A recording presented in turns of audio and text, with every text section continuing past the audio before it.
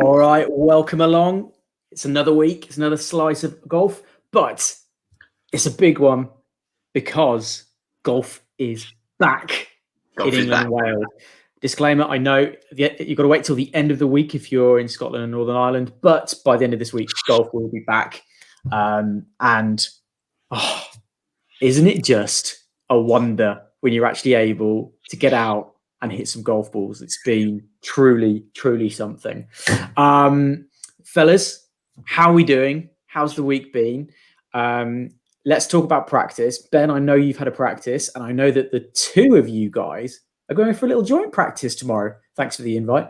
I'll get over that. Ben, come on, talk to me about your session yesterday, I believe it was. Yeah, it was yesterday. So first day, and we booked this as soon as golf was announced it was coming back. We jumped straight on the website and booked it as soon as they were taking bookings for the driving range. And then it took until I think we were recording the pod last week, and it realised it's our usual slot for when we record.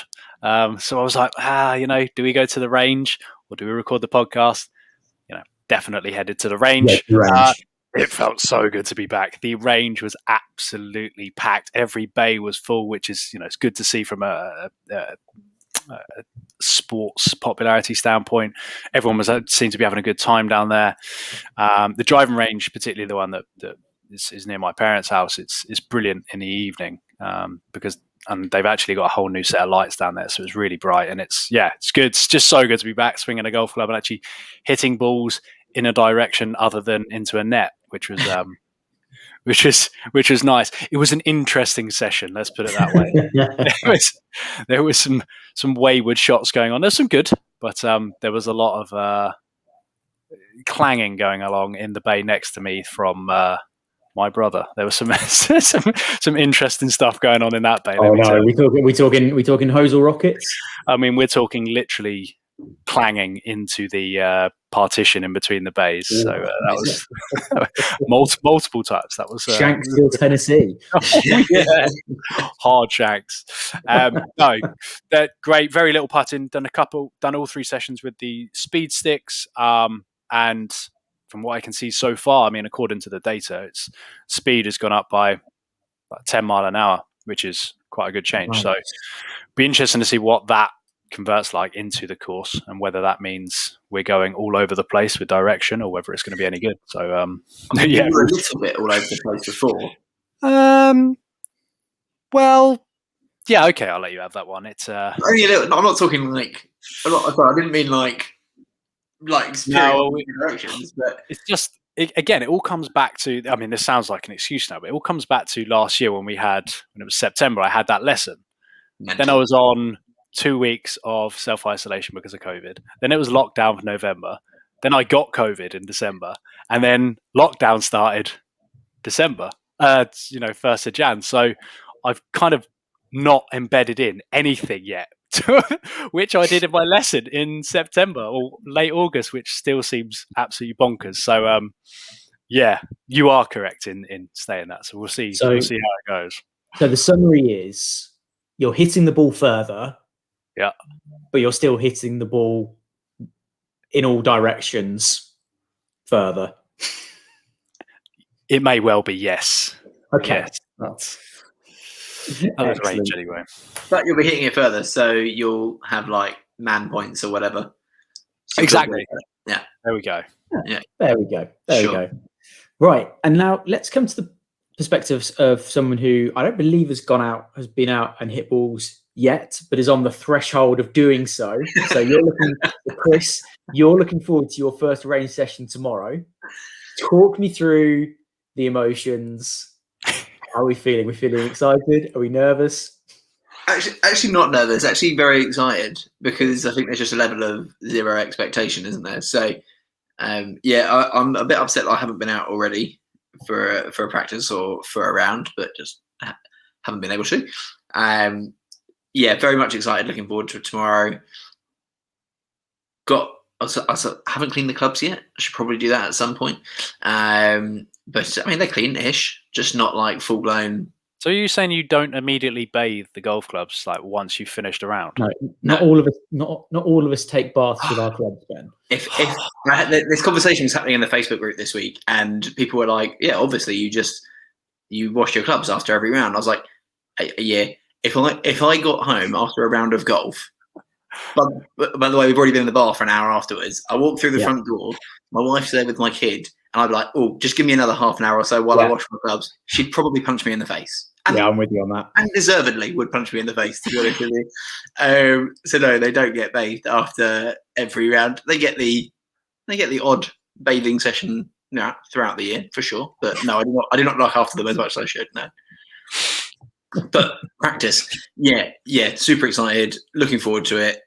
I actually am quite keen to see what Ben's swing is looking like, having actually done practice. I'm quite terrified in the sense of I haven't moved for, what is it now, 3.5 months. In fact, the other day I sent Ben a message because I did some fitnessing. So I did some exercising one evening, actually got the weights out, actually did some mobility work, felt bloody good afterwards, knew I'd feel very good afterwards. So yeah, that was the start of that journey. I just basically felt that if I actually stand up on the tee on, what day are we on? Tuesday, on Wednesday, tomorrow, having not moved at all, I will tear something. Something's going to break. So I was like, I should probably just move a little bit in preparation. Full warm up will happen before I swing a club tomorrow. Yeah, excited, very excited. Nice, exciting times. So from a personal point of view, I hit the range on Monday morning. I was on the range at 6:41 a.m. I clocked it. Were you the only one there? So this is one of the ranges that you can't book ahead. So I was having sort of minor thoughts and panics last week about thinking like, oh God, how am I going to know and definitely going to be able to squeeze one in, because getting one in before work, and sometimes work's a bit unpredictable in the evenings. I've got to do the pods. So for one or another, I've got to find a way to squeeze one in. So I emailed the range during the course of last week to say, what time do you open in the mornings?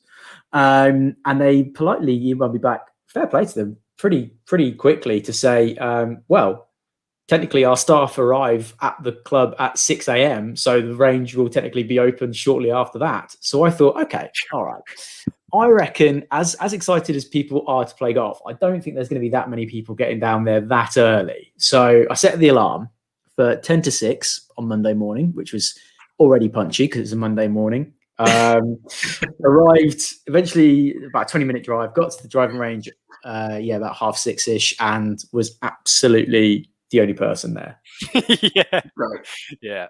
Which was slightly embarrassing on the one hand, that I'd obviously overthought the situation a lot, but also glorious that I had the whole range to myself, only for about 15 minutes, mind. But then a very interesting thing happened during the midst of my practice. So practice went pretty well, actually. Was quite generally pretty happy. There are obviously a few things that were a bit funky going on, but I generally was pretty pleased. So as I was hitting, and this is probably about 25 minutes into the session, I just noticed sort of that up the corner of my eye, there was just a chap sort of walking up and down behind the bays, and didn't have any clubs, just had like a backpack with him. And I just thought, what's going on here? Is this an opportunistic thief? Is this like, what's going on? And eventually he came over to me and the guy in the bay next to me and said, hi fellas, do you mind if I take a few photos? I'm just here from the papers. And I was like, what? Oh, brilliant. You're going to be in the paper? I don't know. I've had a look. I can't find pictures of me anywhere, but he was just snapping away for a good 10 minutes. So I did what any self-respecting golfer at the range would do. And at 6:45 on a Monday morning. 6:45 in the morning is I just picked up the wedges. Just hit wedges. Very behind me. That's why you're not in the paper. Oh, that's why I'm not in the paper. I was waiting for you to say I pulled out the driver and just started hammering them as hard as I could. In my defense, I wasn't at the stage in my practice where I was going towards the driver, because generally the driver is why I hit last in my range sessions. So no, I just went to I was going through sort of the lob wedge introduced the pitching wedge, and just practicing sort of pitching, some half swings and full swings. So that was good. But yeah, that was quite an interesting way to have your first practice session back when you're being documented. Hold up. I need to know more about this paper situation. So he didn't tell you what paper he was from. I didn't ask, in fairness. So he comes up and just says, "I'm from the paper." He said he said I'm from the press. I'm from the press. Now on reflection, that's a very undetailed line, isn't it? And he just says, "Do you mind if I take some photos of you?" And it's just some bloke taking pictures, isn't it? and you've just said, "Sure." I mean, sure. In that situation, I definitely would have been like, "Sure." I would have at least asked for the pictures. I want some good photos coming out of this. I'm now borderline concerned about where these photos are and what purpose they're being used for. Did he ask you to take your top off, or were you free from that? Yeah, the top came off. That was fine. It was when he asked for the trousers that shit got away. Yeah, he did talk about my trousers. I didn't think anything of it at the time. But yeah. So that was an interesting dynamic to my first range session back, being documented by someone as I was doing it. But we should have a prize. We need to come up with a prize for any listener who finds said picture of in any paper or any dodgy magazine or anything at all. If you can find this picture of Tim somewhere, we will figure out a prize of some sort. Yeah, if you need to know what I was wearing on the day, just go over to Slice of Golf on Instagram. The footage is all on there. Myself taking footage, not his footage. So yeah, if anyone finds said photo, let me know. Otherwise, amazing. I don't know. I might be roaming around the internet somewhere. What range was it? So actually, I will give them a shout out. So this is Richmond Park Golf Club, and I do need to give them a shout out because we're super responsive on the email I sent last week. Really, really welcoming. Had a great system set up. Their range, I think they would freely admit wasn't necessarily in the greatest of condition, but then look, a range is open. That's all you can ask for, really. So no, fair play to them. I'll give them their due. They were excellent. That'll give you a few more clues if you're listening. So Richmond Park, did you say? Mm-hmm. Richmond Park Golf Club. If you find these pictures, please send them over. We're going to need to see those. The other reason possibly report them to the police. The other reason I asked is because in the group, someone mentioned that they know that you, from previous episodes, not that they're following you, that you go to, is it New Malden driving range? Yeah. Yes. And they reported that they are installing a booking system, so you will be able to book in the near future. Oh, that's literally you just made his day. That's made my day. I mean, in fairness, it's about time for so-called Europe's busiest driving range. Yeah, Europe's busiest driving range. Can't book a slot. Can't book. Just have to queue up outside. Yeah. I've had a 40-minute wait there before. Yeah, bonkers. Brutal. So that's good news. But excellent news, and super excited to be playing golf this Saturday. We'll see how that one goes. Although having said that, I just burnt my finger on lasagna, so I'm a little bit concerned about the prep for that. So we'll see how that one goes. Get my excuses in early. And also, potential spoiler for the listeners: there's no range open. Am I right in thinking this? No. So we looked on the website yesterday. And the website was reporting that putting green is open, driving range is closed, which I was frankly livid about. Because I thought, 3 months, that you should have your range open. You've had enough time to prep it. So not me, the guy I'm playing with at the weekend, gave him a call this morning, and he was swiftly told, yeah, of course our driving range is open. So it's absolutely fine. So I think we're now both planning to arrive a mere 90 minutes before our tea time. Yeah, that's good. Breakfast, coffee, driving range, putting practice. Lovely. Yeah. Good, great, yeah. Can't wait. Are either of you two out this weekend? I am not. No, committing to a few range sessions before heading out next Thursday. So between next Thursday, I've got another 3 definitely booked in, potentially 4 range sessions booked in. So yeah, by the time the next podcast comes out, and next week, I will have done 2 more. So then we'll kind of have a good idea of where I'm at and whether I feel confident enough on the first tee next Thursday. So myself and Ben, this means we each have 1 round warm up before the Slice of Golf podcast matchup a week on Friday. Chris, I mean, is it fair to say you still don't have a round in before this, and this will be your first round back? That is correct.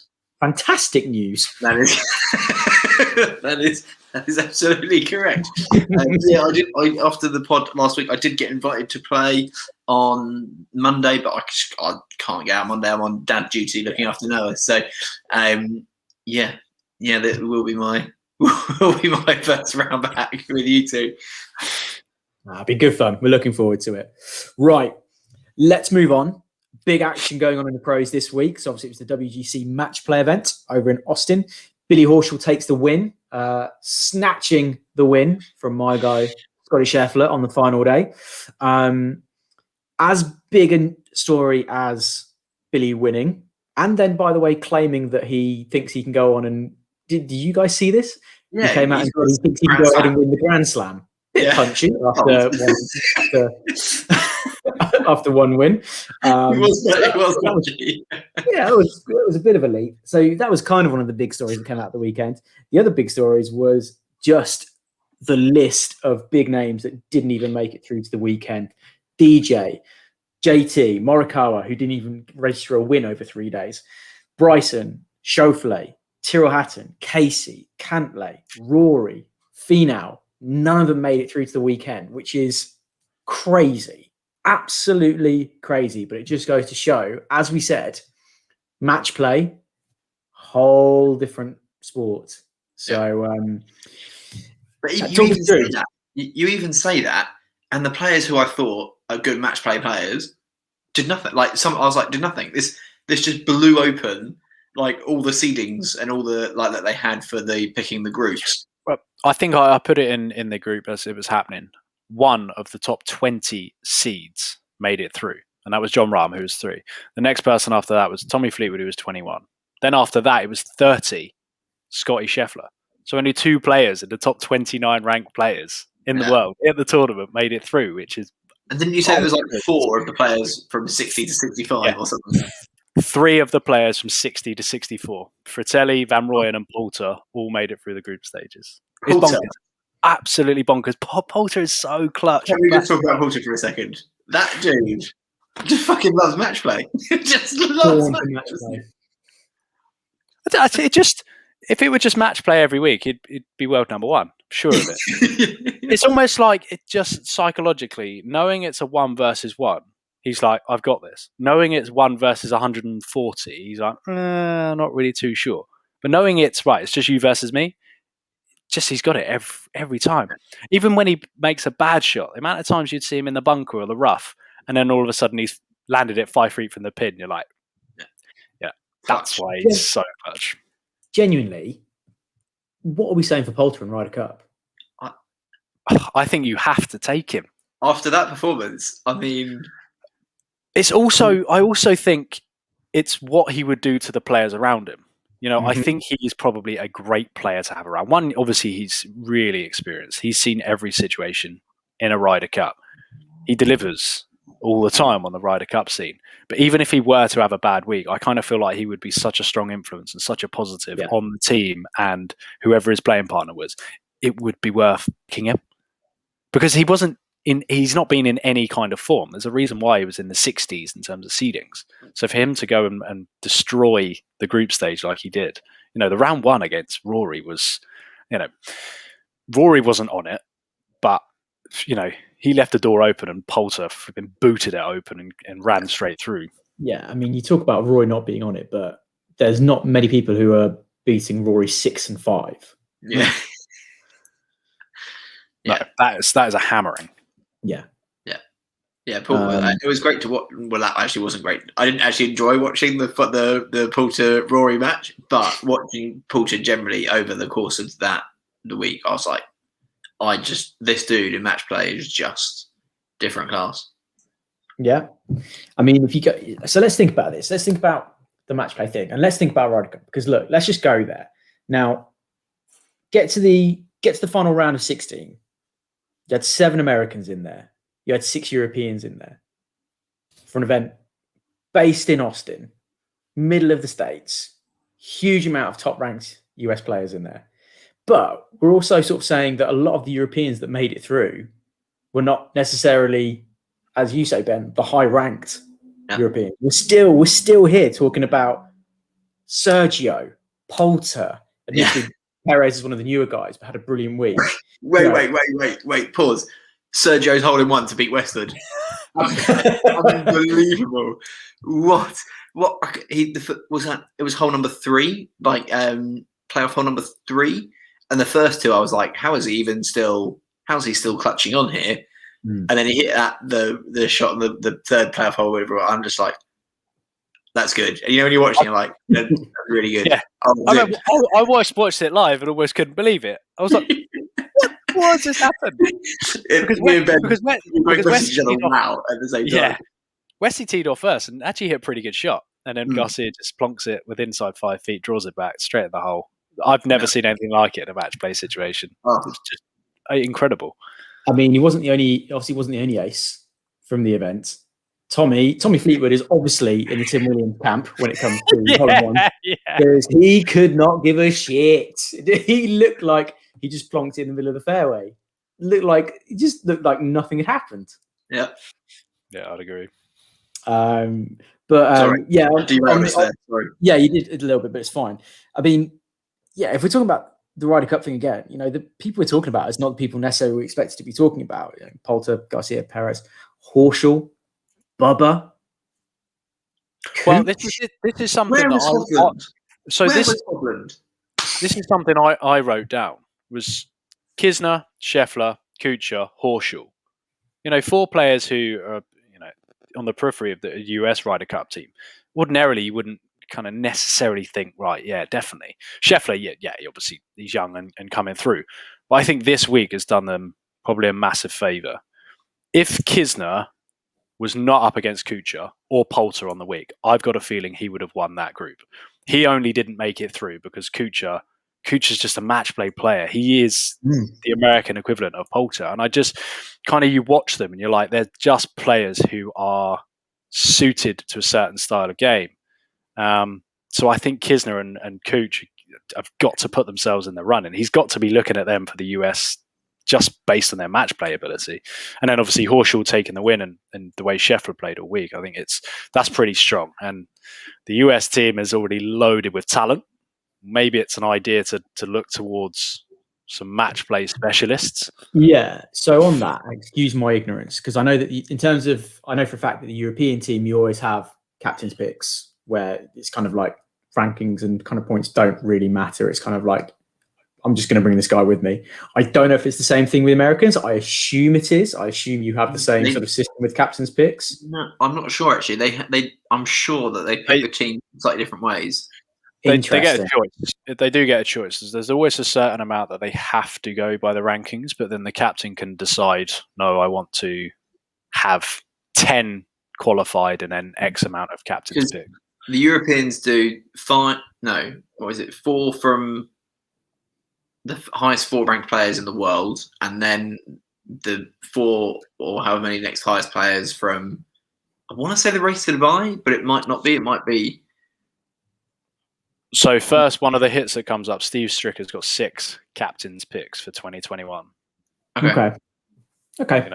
So it'll be interesting how he goes with that, because the temptation would obviously be just to take your top ranked players, take the guys with the points. But so I sent a graphic to the boys this week, just chatting about the last Ryder Cup. The lineup for the Americans was absolutely loaded with players at the top of the rankings. So the team was Bryson, Finau, Ricky, DJ, Brooks, Phil Mickelson.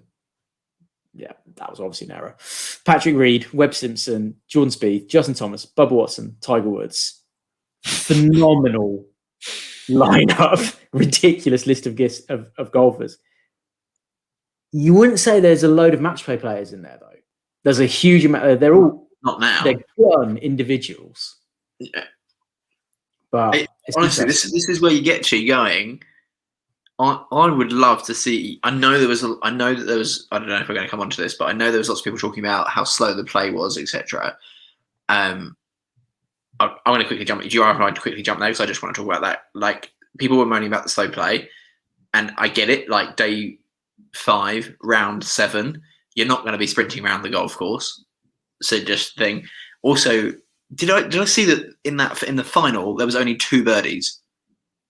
Yeah, I think so. Horschel won with 1 over par. Scheffler was batting all over the place. The quality of golf was clearly not as good. Also, I feel like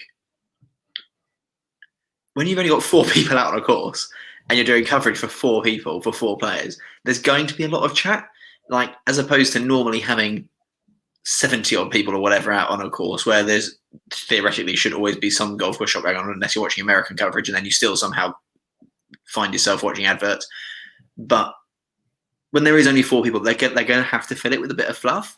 I don't know how you would ever get around that in a final day match play competition. And also, I think this also comes down to the fact that your pace of play is naturally going to slow down a little bit when you've got $1.8 million on the line. I would probably slow my pace of play down just to make sure I got everything right that I needed to if that was on the line. It's always going to slow down further in the week you get, because early stages, well, at that point, they don't really know what they're playing for. They're just trying to beat the guy in front of them. Come Sunday, they're shattered. There's a lot less people on the course, so less coverage to shoot anyway. And then there's an absolute shit ton of cash on the line that will, it's going to make you think twice over every shot. It's just something that obviously lots of people did pick up on it, and lots of people were a bit like, oh, boring watching this. It wasn't just something that really came into my head as I was sat there watching it. So I just wanted to throw that out there anyway. But ultimately, I freaking love match play and want to see more match play events. And obviously we had the chat this week about people saying that should there be another major? Should it be match play? It's a big question. It's a very, very big question. Something we're going to park that one because we're going to lead on from that in literally a second. Just before we move off, do we want to talk? Is there anything more we want to say from WGC from the weekend? I feel for him because it was probably the biggest drive of his life. But Rob McIntyre's shot on 18, I was kind of devastated not to see it from a viewer's perspective, but also from a player's perspective. Like, for him to be able to go back and see that shot again, he's just beaten the world's number 1. He needed to win the hole on the last, and he smashed a 370-yard drive to 3 feet, and the cameras didn't catch it. I thought I was just a bit gutted for him. I don't know whether you two have both seen the footage of. Yeah. I thought Kevin Na had just dropped a ball. The first time I saw it, I thought Kevin Na had dropped a ball and was messing with DJ, because they both kind of stood there, and I thought it was going in. Yeah, I was just wanted to throw that in there. I agree with that. I think the only thing that I'd say is I was just not on that, but just on the tournament as a whole, just disappointed that there wasn't. Actually, no. Part of me is really excited that some of the lesser seeded players came through and smashed it, but I really wanted to see how Hovland did in match play, losing 2, winning 1. He really turned up on the first 2. There was Hatton as well. I was just a bit like, really wanted to see Hatton coming through. He's really gone off the ball, hasn't he? Yeah.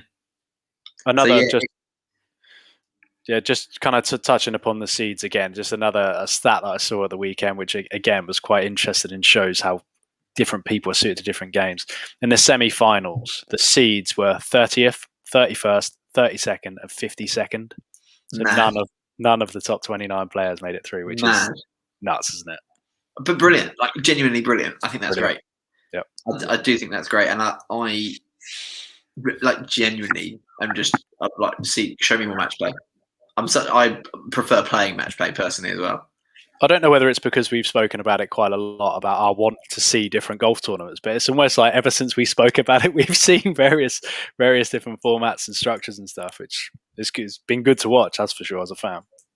Well, on that, okay, let's take that and move into the next section, because I was quite keen to talk about this. So I'm going to go 2 ways in this. So golfers up and down the country are getting back out there. They might be thinking, I don't know, maybe I'm a bit nervous about getting out there. Is there like a match format I can play to kind of ease my way back into things, or keep it a little bit fun for the first few weeks? So, maybe you want to play a scramble, let's say, for the first few rounds of your back, or you want to play better ball, let's say, just to kind of take a little bit of the heat off. But equally, just for the sake of argument, do we think there are other formats which would translate quite interestingly into the pro game? We're not saying it's going to happen, but stuff that would actually be super interesting. So I don't know, would you look at something like Greensums? You take Bryson's drive and like Morikawa's short game to make it super interesting. I mean, after watching the Skins game with Tiger and Phil, I mean, that was quite interesting, but yeah. I don't think it would necessarily translate into a pro tournament. This was my kind of hesitation with when all the chat was talking about making match play into a major, is how do you manage to fit any other type of format into 140 players? How do you fit 140 players into those format? And a better ball would be flipping cool to see if you were to. Well, this is teams, though, right? So, what are you saying? Yeah, exactly. Every player teams up with one other player, a bit like doubles tennis, right? You just pick a random partner, and you just say, "That's my partner for the week. Let's go crush it."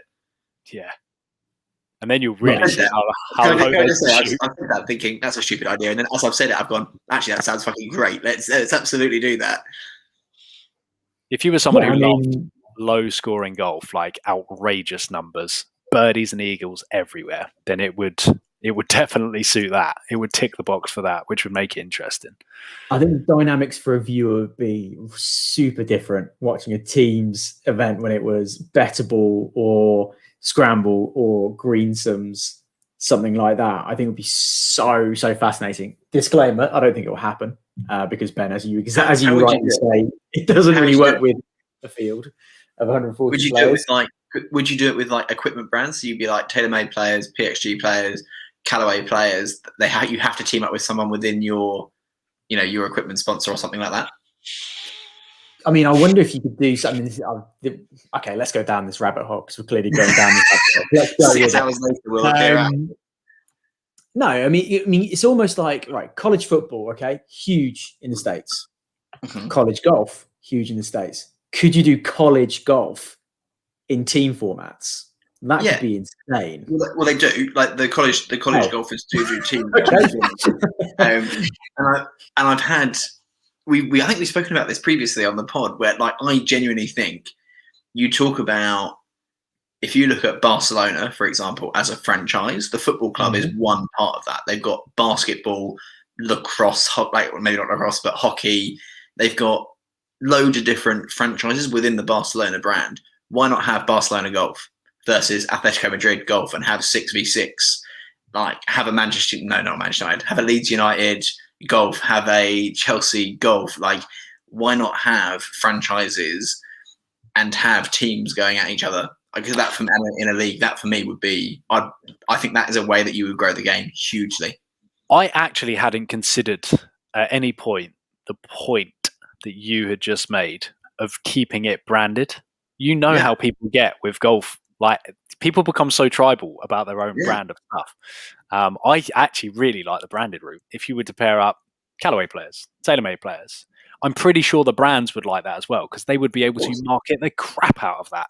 Yeah. But then that is a bit more F1 style, isn't it? That's a bit more F1 style. So you're playing, you race for Mercedes or whatever. It's a bit more. It's just, I can't stand F1, and now you've just poo-pooed the idea, and now I don't like it. Or other way around it. With absolute respect to the medal winners, I think it'd be fair to say that the Olympic golf competition doesn't hold the same sway as it does as the majors. I think that would be fair to say. Would that be fair to say? Okay. Yeah, I think so. I feel like I want it to change, but yes, I feel like that is. I feel. Could you not team-based national competition as part of the Olympics? Again, I assume they don't do that, but yes. No, they don't. It's well, I mean, obviously it's individual and you represent a nation. So it's Justin Rose representing Great Britain. Yeah. But It could be. I still don't think that's. It's a different type of golf for people to watch, and if you've got like pairs or foursome, whatever it is, playing a team format in the Olympics, that's quite interesting. Or even taking it away from the Olympics, making it about the nation, and you just buddy up with your pal who's happens to be English as well, and make it a PGA Tour event or a European Tour event. I think that would sell pretty well. Definitely watch it. Chris isn't looking confused. Isn't looking like he's buying into this. I'm all into team events. I don't even care what format it arrives in. Like I think team event. Like for me to take to grow the game, to genuinely grow the game. After the Ryder Cup is a prime example. Like, I imagine after the Ryder Cup, the popularity of golf goes up because people watch it and go, "Oh fuck, that's golf. Get me some of that." And then they go and play golf and they're like, "Okay, yeah, it's not anything like that." You picture. I'm just going to use my Barcelona example. Barcelona have hundreds of millions probably of fans, right? They are tribal, as you said, Ben, around that club. You could I think, create that same kind of vibe by having teams in golf and have a Barcelona versus a Chelsea or whatever, and having tough away trip. Galatasaray. But I think that way, if you were able to tie it in with the football teams or rugby teams or whatever, you very, very quickly get the crossover of fans, and they go, "Oh, okay, I'm a Barcelona fan," and they even then follow the golf or whatever. And I think you dramatically change the game by doing. That's my honest viewpoint on that. You dramatically change the game by doing something like that. It opens it up to a whole new world of golfer fan that isn't there now. So yes, teams for me are the way forwards. Like 100%. Like I love the individuals. Of course, like I love the game, and I don't necessarily want to see it like that affected. But they play a shitload of tournaments. Get rid of some of the average to crap tournaments that they play now, and put in a team league or a team event instead. But it can be on the PGA or European Tour. Like, can be a part of that. Just that's what I do. I'm not too sure how buzzed they're going to be when you categorize them as the average to crap tournaments. Yeah, you're being cut this year. Shit, we're in that category. Yeah. Oh no, we're in the blob tier of tournaments. Or maybe they host one of the fixtures. But yeah, team events for me are the way forward. Nice. Well, I also don't think it would get rid of the Ryder Cup. Just like I don't think it would ruin that. No, we're obviously not touching that. Now, in a moment, I believe Ben is going to throw out an idea that we're going to either put in the hole or throw out of bounds. But just before we get there, super quick one. So just before we get for any golfers who are getting back out on the course this weekend or next weekend, having been, let's say, dormant for 3 months because we've all been in lockdown, fellas, what formats would you recommend they play if, want to take a bit of the pressure off? And that's not saying everyone will want to do this. A lot of people just want to go out and shoot Stableford and they might want to go with that. But let's say they do want to employ a format to kind of put enjoyment at the heart of it and not worry about the score too much. What would you recommend, Chris? Yeah, I really struggle with that concept. If I'm honest, okay. Even if I'm doing Stableford right and just going right, where am I starting from? Like, and it's just more of taking the pressure off of having to get fit. Like we spoke about, was it last week, the week before? What score are you happy with? And we said, like 30 was my kind of point. That'd be buzzing. 28, I'd even be okay with. I think for me, it's less about the format and more about actually just setting a realistic expectation, and then that being my starting point and going, okay, I'm going from here. I like the idea of being like, hey, you know what? I've got if I wasn't playing, there will be no singles or one balls allowed. But yeah, in that situation, sure, I'd be like, okay, let's have this a practice round and mix up the shots, taking a couple of shots from different places. I think you do the classic. What is it? Rory did the what's it called? A reverse scramble, where you take 2 shots off the tee, but you take your worst shot take your worst shot, take 2 shots, take your worst shot, I think could be absolutely hilarious for us amateurs.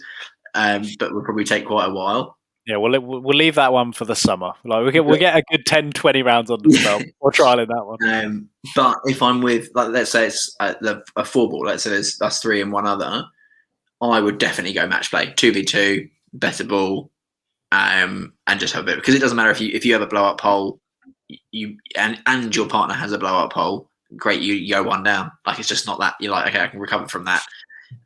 Or if you have a blow up hole, hopefully your partner plays well and recovers and carries you. So yeah, if you're in a 4-ball, then I would definitely go 2v2 better ball. Better ball being, you take the best. You each play your individual ball, and you take the best score at the end of the hole as a team score. So I'm slightly gutted you said that and you went that direction after basically sitting on the fence and then kind of gradually headed into better ball. Yeah, I really thought you weren't going to answer. I think you were right and just not answer the question. It gave me a bit of a banana skin because I agree with you. I really enjoy better ball. I do get the desire to be hitting every single one of your own shots, but I do feel we've done it when we've gone on holiday before. We've used the first round at, we'll call it one of the lesser courses as we build up to the big ones. We play better ball, and it's always so much fun. If you're with the right people, you're thinking scramble. Generally, we play scramble on the first day. On the first day, scramble being where I take a shot, and then we pick the best one and then play from there. All right, either or, better ball or scramble. Then much of a muchness to me. I thought we were playing better ball. Oh my god, this is fascinating. But anyway, so for those of you that are not aware, scramble, the way a scramble should work is very, very simple. It is, well, there are variations, but the classic way of scramble that we usually play is you just select whoever has the best tee shot, you use that tee shot, but with the caveat that both players in the team, you have to use at least a certain number of tee shots. So you can't be one of the 2 players and never use one of your tee shots, because that would massively defeat the object. Generally speaking, you need to use there's a minimum of 6 of one player's drives that you need to use in any match. Yeah. Cool. Yeah, I think scramble is great fun, especially for, like, as you just said, Ben, day 1 of any trip, it kind of eases people in, less pressure. You hit a shocker of a shot, doesn't matter, because someone else will hopefully get a better one. Also, I like that. Yeah. Okay. Right. I'm very excited to hear what you've been cooking up, Fowlis, because you've been messaging me, telling me how excited you are. So come on. I mean, when you sent it through, I was a little bit apprehensive about my abilities to be creative, because I'm about as creative as a potato. So I did have a thing, and I was like, right, how do I relate it back to my game? Is there anything that I do within my own game which wait, fill me in. What are we doing? What are we talking about? Just shut up and listen. Is there anything that I use in my own game that we can make a game of? Okay. So whenever I'm kind of plotting my own round, I try to keep myself kind of mentally focused, whether it be I'm having a good round and keep me in the zone, or I'm having a shit round and at least give me some motivation to keep going. I try to keep in holes of 3. So I play 6 mini matches throughout the round. All right. Yeah. So with this is where my thought process went with this, and the reason why I went with it. So I called it 3s, but apparently, Chris, you've told me that there's something already called 3s. So I'm going to let everyone else decide. No, I don't think it is. After we spoke, I don't think it is called 3s. I think it's called something else. Right, I'm calling it 3s then, because it's really easy and it's super creative. Right, It requires a minimum of 3 people to make it fun. 2 would be a little bit pointless. So standard stable foot scoring. All right. If you shoot a par, you get 2 points. You get the picture. So for this competition, you play 6 mini matches of 3 holes in the round of 18. So if us 3 were to be playing, we have a mini match from holes 1 to 3, a mini match from 4 to 6, mini match 7 to 9, and so on. Okay. So for each mini match, you get 3 points for a win, 1 point for second, no points for last. Okay. So this is where it gets, that's, fairly simple, nice and easy. 6 mini matches throughout the day. This is where it gets a little bit spicy. if you go on to win consecutive matches of 3, so you go back to back, say you win 1, 2, 3, 4, 5, 6, you win, the grouping of 2 matches, the points awarded are then multiplied by 2. So instead of getting 3 points, you would then get 6. For the second batch only? For the second batch only. So if I were to get 3 points for winning the first lot, I were to get 6 points for winning the second batch, then I'd be on a total of 9 points. Yeah, we do. Yeah. Everyone else doesn't get the multiplier. You only get the multiplier if you go consecutive matches of 3. And so you could still go on. So you could still tie the match after those first. Oh no, sorry, I'm getting confused. Carry on. Ignore me. Cool. Right. So if you get 3 in a row, well, you get 9 points. All right. If you get 4 in a row, you'd get 12 points. All right. Yep. That's obviously, it's a bit of a long shot. You've got to win an awful lot of holes to be doing that if there's 3 or more of you. I thought about this and I was like, it actually works pretty well because it means that you've got something to play for throughout the whole round. You could get onto the back 9. You could have kind of had a shocker, but the other 2 guys you're playing with have only been a little bit better than you. Whereas you might be a bit dejected. Well, you've still got a lot to play for because you can still win the match. If you win consecutive, mini matches, well, then you're very quickly going to start building up points, whilst the other 2 are not. It rewards outstanding golf and then very quickly penalizes complacency. Quick question. Go. And you might have said this or I was scribbling things down. So let's say you win the first mini match, that's 3 points. Yep. Then you go on to win the next mini match.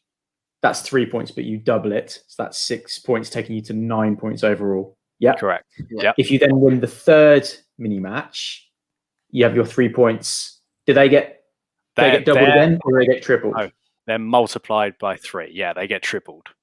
Fine. So you would then pick up 9 points for that particular cluster. That would put you on 18, yeah. You put on 18 points. Okay, so the question I was going to ask, but then I held off because the maths wasn't working in my head. So let's say after you've played the first 9 holes, right?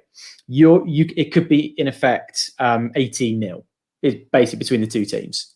But no, so no teams. This is all individual. Okay. Sorry, yeah, singles. So you play against each other. So 3 points for the win, 1 point for second place, 0 point for last. Gotcha. If it was a 4-ball, 3 points for a win, 2 points for second, 1 point for third, 0 for last. Gotcha. But theoretically, you could feel like you're absolutely cruising at the halfway stage. Yep. You're still not guaranteed of the win. Nope. And all someone needs to do is just win 2 sets and they're straight back in the running. Squeaky bum time on that final 3 stretch. Because I was thinking, again, relating it back to my own game, the times where I've had an absolute shocker of a start. You go through holes 1, 2, 3 and you're like, oh shit, this is going to be a long round. Whereas if you can pick up however many points leading into the back 9 and the final 6, as long as you can keep yourself within touching distance, you're always going to be in with a shot. All it takes, all of us do it. Doesn't matter the standard of golf. You will have a hot streak, invariably, every round where you will have 3 holes where you're excellent. You might be crap for the rest, but those 3 holes might be enough to take you over the line. Yeah, I really like this idea, and I think there's room to turn it into a team version as well. Yeah, I do too. And the team version would be your 6 mini matches are different formats. So you could do like scramble for the first 3, then do like a better ball version. Like I think that especially if you had like a 1-day comp that you were like, well, look, we can't get away for a week. We've only got 1 day that we can do. What can we do that's freaking hilarious? I would do that. I'd do teams, break it down to mini matches, each with a different format. It would be fun. I mean, I'm going early on this one. Not only am I putting it's in the hole, but I'm actually quite excited about potentially taking the trying this one out. This, yeah, I like it. I think it's a really good. I think it's brilliant. I think I think you're exactly right. I think what it does is it stops a round of golf getting away from you and just becoming pointless and not fun anymore. There's always something to play for, and that's a really good way to that's a good way to play. No, I think it's you know what, to give you your due. I normally chuck your ideas out of bounds, but this one is a pretty good one. Oh, I appreciate that. Yeah, in the hole, definitely. Oh. Well done. Bloody hell. That was unanimous. And not only an idea that we've put in the hole, but one we're actually going to put into play. That's never happened. Well done. Well done, you. Right. Moving along. I'm going to hand it over to Mr. Wright, who you've been doing some reading, haven't you? I have, yeah. And I'm hoping that you two haven't read this same article because Probably that not. might ruin this. Basically, my Golf Spy each year run a little experiment. They put out a list of words, just one words, and people vote on what the first equipment manufacturer comes to mind for that word. And what this does is really it kind of gives you an idea of, I guess, for the brand, it's probably quite interesting. Like, what do people think of us as a brand? So from a marketing perspective, it's quite interesting. For me, reading through it, I was actually like, there is some, and I'll go through some of the points as when we finish. But what I thought would be quite fun, I'm going to read some of the words out, and I want you two to first equipment manufacturer that comes to mind. I want you to say. So we'll start off with a couple of nice ones just to make it to ease us in. But just have a think of all your equipment manufacturers, and when I say the word, you're only going to get one word. You come up. You just tell me which brand resonates with you for that word. Make sense? Okay. Yep. And if you're listening, just as we go along as well, play along. So, for example, let's start nice and easy. Performance. TaylorMade. Yeah, TaylorMade. Innovation. Hang on. Are these marketing? These aren't words they use in marketing. These are just No. Just these are words. Fine. These are just whatever that word comes, like whatever brand that comes to mind. Sorry, I misunderstood. Right, innovation. Did you say innovation? Oh crap! I'm gonna go with Cobra. TaylorMade. Ben, you went Cobra. Tim, you said TaylorMade. Yeah. Okay. Integrity. Crikey. I'll Mura. Mura. God. Okay. Wow, that's a good one. I like that. Ping. Okay. Yeah. Nice. Modern. Cobra. Modern. TaylorMade. Very premium. Titleist. PXG. Yeah. Can I just say, you guys are not lots of these. You guys are saying the top two that come out for both of these are their research as well, which is really quite interesting. Gimmicky. Callaway. Cobra, just because of their shitty rad branding. Awful. Okay. Marketing. PXG. Callaway. Deceptive. Deceptive. Yeah. So does that mean bad or good? No, it just means it's not what they say it is. Well, because I immediately thought Mizuno irons. You don't hear a lot about them, but anyone you speak to who plays them loves them. Yeah, that's not what deceptive means. Deceptive would mean they're promising negative. It doesn't deliver. Promises but doesn't deliver. Promising but doesn't deliver. This is Cobra. Okay. Gordon Bennett. Disclaimer: I've never played with Cobra ever in my life. Callaway then. Okay. Arrogant. Callaway. Same guy. Callaway. Cheap. Wilson Staff. Wilson comes up. Yeah. Let's do one more. Uninspired. I think Callaway, unfortunately. Oh no, I don't. No, I don't think Callaway, because I think a lot of people some people would get taken in by the branding. Wilson is not. They're not that exciting, are they? as did Strixon and Cleveland under Uninspired. Okay, cool. I'm going to go. Very well done. As I said, you guys kept saying that the top two that came out in their research, which was quite interesting. So for gimmick, for example, it was PXG, TaylorMade. Let's go premium. Actually, neither of you said did you say PXG, Tim? I think you said PXG, didn't you? I said PXG on premium. And what they find is that each year, what's interesting is the amount this changes. So TaylorMade last year actually had quite a bad rep, which is interesting because we've spoken quite well on TaylorMade, and this year it's dramatically improved. So, for example, performance, the top one was Ping. Oh, which I thought was good, followed by Titleist, then TaylorMade, Mizuno, then Callaway. Where are the other ones that I wanted to go through? Ping for for integrity, Ping number one, Titleist number two.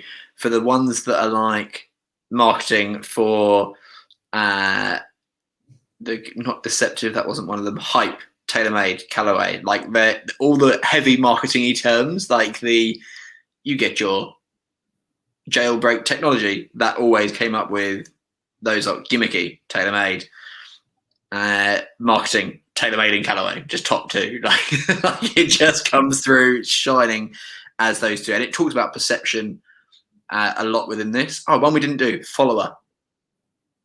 Follower. Oh, as in behind the curve. I would get. That's how I would read that. Yeah.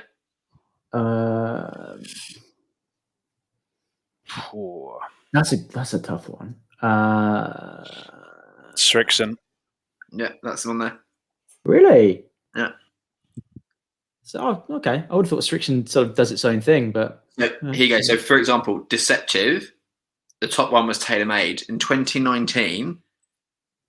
28% of people marked them as number one as Deceptive, who answered the study. In 2020, that went down to 11. So, like TaylorMade, like what this is showing me is like how much a brand can shift in people's views of their brand in even just a year, which is quite nuts. Whereas you go to Uninspired, Wilson was 22% the favourite last year and is now 25% the favourite this year. Arrogant, PXG just dramatically leads the way. And I don't think they care. I think they know that they're arrogant, and I think they're okay with it. Good question on the Deceptive one. So when you're saying about people, the proportion of people that marked the brands down because they weren't what they expected to be, or the performance was disappointing when they came to use it. Yeah. I wonder, and this is, maybe massaging TaylorMade a little bit, is just by virtue of potentially more people buying TaylorMade equipment, thinking it's going to turn them into a TaylorMade player. Yeah, but also it's quite a difficult metric to kind of judge Deceptive on, because as we all know, not many people buy 10 different drivers a year and pit them against each other. I guess this comes back to 2019. Was that twist face technology? Mm-hmm. If they put a lot of emphasis on in their ads, it was like, you can't miss a fairway with twist face technology. Hit a bad shot and it'll be back in the middle of the fairway. You get the driver, all of a sudden, you're still slicing it, you're still hooking it, you're still not on the fairway. Twist face technology doesn't really help that much. I can absolutely 100% vouch for the fact that you can absolutely miss a fairway with a twist face. But that for me is what that is my perception of where Deceptive would come in. Yeah, that's helped me, because I was struggling to picture what it could possibly mean. But that's how I would picture that makes a lot more sense. Yeah. Whereas you get your Mizuno don't even appear on that list. Like you get a Mizuno, and they don't promise that you're going to never. Yeah, so that was the reason why I went, because when people say like, "Oh, it's deceptively good," there's not a lot spoken about it, but oh my god, it blew my expectations way out of the water. But yeah, that was the route I was going down. And they're very similar, dishonest, and that the different word obviously, but dishonest is in their bracket. They go dishonest just simply suggests the brand is just lying. TaylorMade hit number one in that as well. So I think that comes down to like the marketing. And this for me was like, we talk about TaylorMade, we talk about Callaway a lot in terms of the BS marketing that comes out of it. And I think that's where that negativity comes from in terms of people get it and they're like, oh, I'm still the problem. Yeah, I get it. Like, and they know, like they knew it before, but the brands are telling you never miss a fairway, the most forgiving club you'll ever get, blah, blah, blah, blah. And then you get it and like, yeah, it's just not that much different, is it? Oh, you mean this? It's not a magic wand that I can just put everything on the fairway? Who knew? But if I was a brand, I'd be going through this and going, do we want to be known as arrogant? Do we want to be known as? Do we want like what are the people and why are people thinking of us like that? Like genuinely, this is quite. What are the positive words? Humble. I was slightly surprised with the TaylorMade one as well. Just I don't know. I've never used TaylorMade. I've never played TaylorMade, so I can't say from first-hand experience. But I like the look of the clubs. The branding I think is pretty cool. They've got all the big guys on there. So I wonder whether part of that was kind of like the crab in a bucket syndrome of people just seeing the big guy and trying to drag TaylorMade's name down a bit. That's kind of where I was going with when I was mentioning it. That's what I was wondering. Possibly. I'm I mean, trying to think of was there anything other notable points that dishonest, uninspired, arrogant, we did that? Because that is one thing. I think particularly in any kind of marketing list, you're always going to hear of Callaway and TaylorMade at the top two of the list, whether they be good, bad, or indifferent. And it's just because they spend so much more than everyone else, and they have the biggest players playing their kit. You're always going to see more. Yeah, no, but I think the messaging they put out is very different. Like Callaway and TaylorMade are always like, to be fair, I don't pay attention that much, but like Pingham. So basically, what they're saying is Pingham Mizuno continue to be steady and be held in high regard. I suppose from that they don't make big statements. They don't have hideous branding. It's just quite clean, crisp. I mean, not to get too deep into sort of marketing spiel and all that. If you consider the brands out there, you've got your TaylorMade and Callaway, who are absolutely the big boys they are big and broad, just trying to reach as many people as they can with the big claims and the big snazzy campaigns. I mean, they're like the Coke and Pepsi, right? Of golf, if you like. But it is interesting when you consider how certain brands do market themselves. Now, we mentioned Mura, who obviously a fraction of the size globally of a TaylorMade, a Callaway. I can literally only think of one player that uses Mura, and that's Abraham Answer. I was going to say, is that Mura? Yeah. But it's really interesting that they go super heavy on branded content rather than big mega £1 million campaigns in mags, TV. So they're quite big on social. They're big on sort of influencers. We haven't mentioned him yet, weirdly, on the podcast. Eric Anders Lang did Adventures in Golf in Japan and goes to the Mura factory, I think Amazing it is. Video. The amount of cultural traction you'll get off doing something like that as opposed to jailbreak technology is mega. So it is interesting. But in defense of the big boys at TaylorMade and Callaway, they are huge players. So they've got to be big. They've got to be massive. They'll have their own revenue and profit targets to hit. So, of course. But can you be a TaylorMade or a Callaway, not use jailbreak technology, twist face technology, and still be as big? Can you take away the marketing? That's a big question. Can you take away the marketing bullshit? I mean, I'm not in marketing, but I honestly think TaylorMade could get away with changing the color of the face, and that would sell. I don't feel they need to bring out all these new slogans and put a name to this stuff. But Ping just go, it's the G, insert 4 numbers afterwards or whatever. Yeah. There's nothing more than that. It's simple. Could a Callaway do that? Could a TaylorMade do that and still remain the biggest player? Do you, like, I don't imagine, but I don't know. I don't imagine that they're the biggest ones because they, or are they? And that's why people are think of them as dishonest or whatever, because they're saying twist-face technology will dramatically change your game, and then it doesn't, and then they're like, oh, okay, we sold 40 billion more drivers than anyone else, great, but now everyone thinks we're shitheads.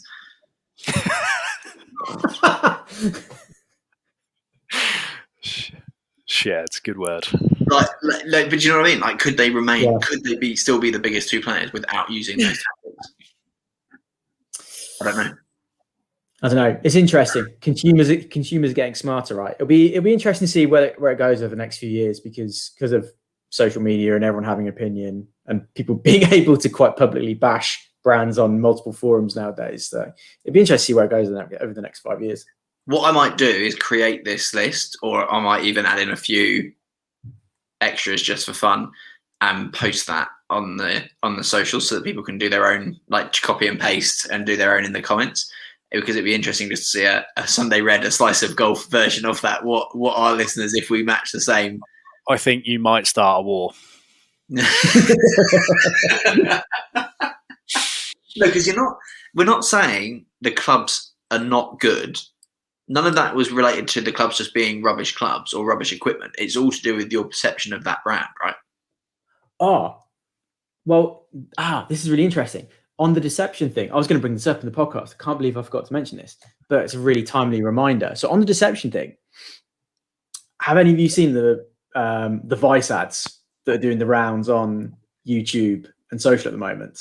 I mean, I get targeted by Vice 37 times a day. Yeah. Their big one their big opening gambit line is stop paying more for golf balls, which is a bit of an interesting one because I remembered back to about 10 or 15 podcasts ago when we sort of when we looked at that one in a little bit more detail. So interesting. So there's two things. I've actually had a conversation with Vice. Oh no! A couple of weeks ago. So I actually asked the question.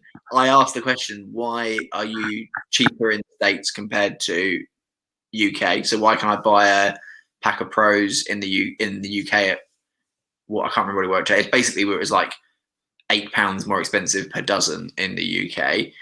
And why have you removed? Like, why are you no longer doing half the cost of your premium golf ball?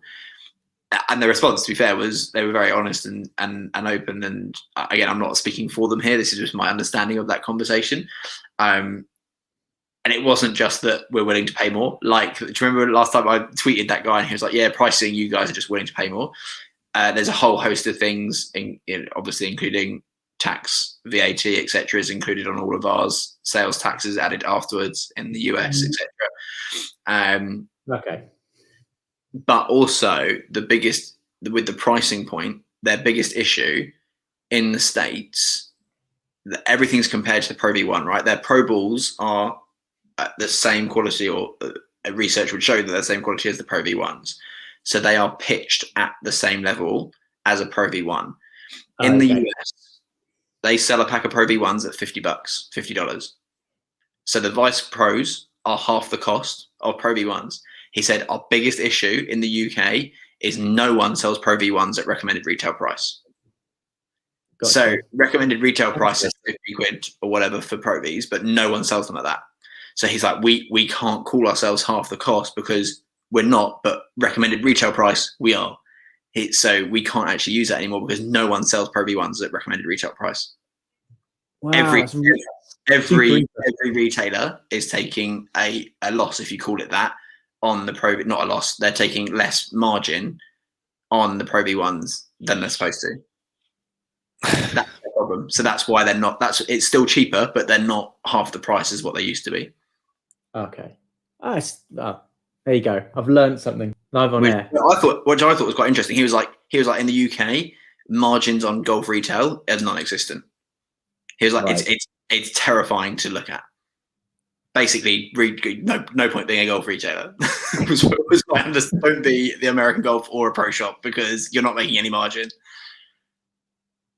Interesting. All right, I'll take it back. I'll take back my comments and advice then. Do you have to take it back? It's just that was there because I had to speak to them and I had to ask them that question. Well, there you go. We should get them on here. Maybe we should like keep giving a little dig and get them on here eventually. Yeah, I mean we've slated a few brands down the years. That's not one I really go down the line of slating. Yeah. Yeah. Considering I play their ball, I Yeah. would quite like them on our side. Yeah, keep them on side. Awesome work, Chris. Thanks for that, and thanks for your deep dive on Vice. I think we've all learned something there. Well done. I wasn't expecting to bring that up either. I do have more information as well, but I don't know if I'm allowed to share it. I'm not going to share it. I'll save it and find out if I'm allowed to share it, and then I'll let you know. If you don't know if you're allowed to share it, I'm going to take an executive rule on this one. Podcast immediately gets pulled down 2 days after being released. Yeah, you should not be sharing that information. Awesome. Right. So I think that pretty much brings us full circle. Anything else before we log off for this week, fellas? I don't think so. I think that is everything that I want to talk about. Brilliant. So all that remains to be said is that if you are getting out there on the course this weekend, go well, shoot low, stay out of those trees, but most of all, just enjoy being back out there. Wait, Tim, I've got one more thing to mention. I got sent a video today. The person does not want to put it in the group. And he was like, have you ever seen a shot this bad? And I shit you not, it was a replica of your Geronimo. Oh, thanks. Just to really finish on a high note for me. But literally, I watched the video, I went, yeah, I do have to have seen it with that. I have actually. And I've got the video to prove it. Oh, brilliant. Well, thanks for that, Chris. So now that you've literally brought that up yet again, feel free. You know what? I'll take one for the team. If you're listening and you don't know what we're talking about, you haven't seen the footage in question, Chris, just, you know what, stick it up, put it on Facebook for people to have a laugh at. If nothing else, it'll give you a good giggle for 10 seconds of your day. So head on over, check that one out. I don't think I can do it again if I tried. And now that Tim's on Facebook, we can now tag him in that video as well. Brilliant. So that'll be really good. The wonders of Facebook, eh? Right. On that bombshell, thanks very much for listening, and we will catch you next week. Catch you later. And Ben, I'll see you at the range tomorrow.